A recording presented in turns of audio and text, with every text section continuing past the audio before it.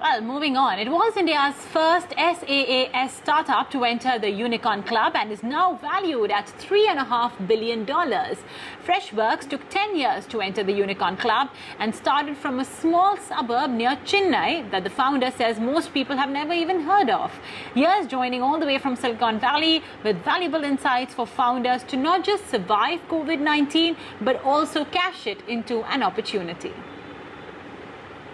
Freshworks is an overnight success story that took 10 years to build. So we started in October 2010 in a small suburb in Chennai, which most people in Chennai wouldn't know where it is. So I think we were foolish enough to believe that we can start in Chennai and build software for the world. But here we are. So I think thanks to a lot of things that went right, hiring great teams, I'm super proud of the team that we have built. Building great products, being a beneficiary of the funding boom in India. The VCs were there looking for Flipkart and the next set of consumer startups. So somebody thought, okay, let's just fund this small company in Chennai also. And we were actually really the beneficiary of that, right? Because in 2010, 11, 12, the funding for Indian startups was all about consumer internet. So, but we were fortunate enough to land funding, and then we kept growing and executing. Today, we are a global company. I would say we are operating from 3,000 offices due to COVID. But before that, we were operating from 13 offices globally. And so we have more than 40,000 paying customers across 200, almost 150 plus countries. So I think so that's our journey. We are into the customer engagement software space.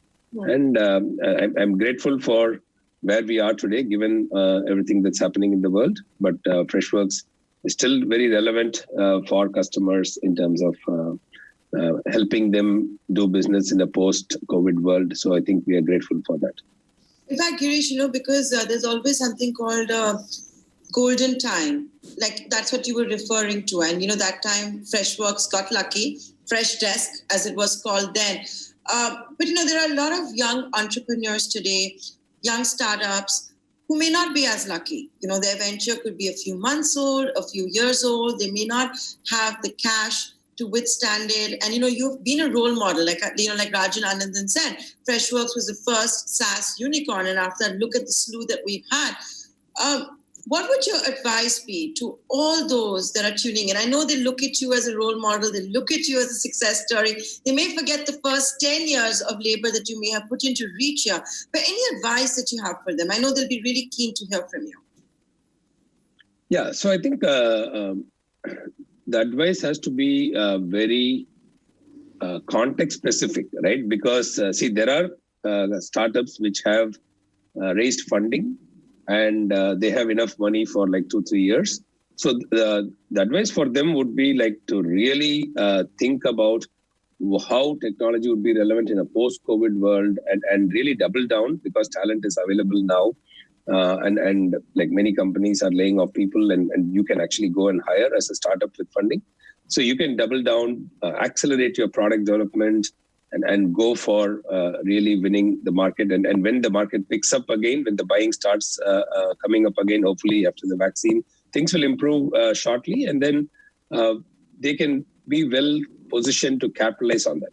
But on the other hand, if a startup is not well funded, not well capitalized, so if they are running low on cash and their current products, they're not able to grow their revenues as fast as they expected, then the strategy would be to hunker down and conserve cash and stay alive to live another day, right? So I think they have to really make sure that they are cutting down on unnecessary spend.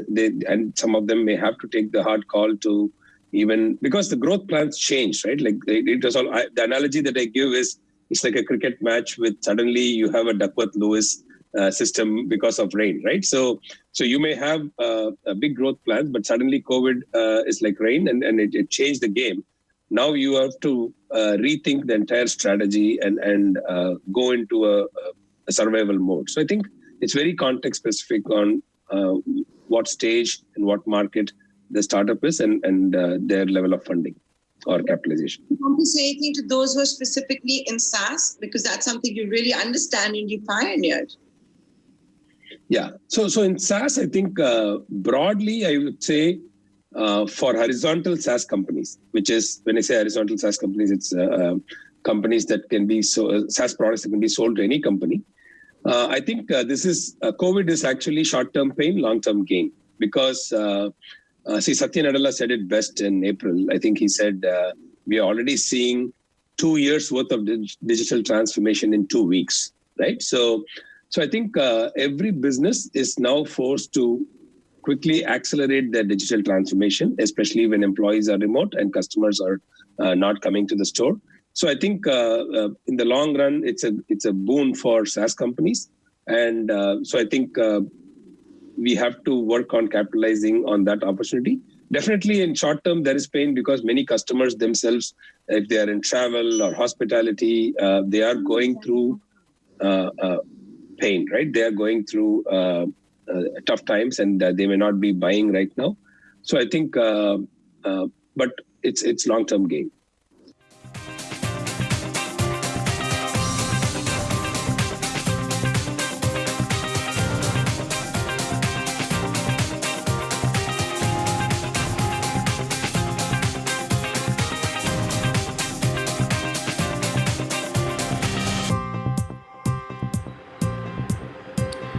Okay, well, on that note, we will wrap it up in this edition of the Newsroom. Stay tuned for closing trades.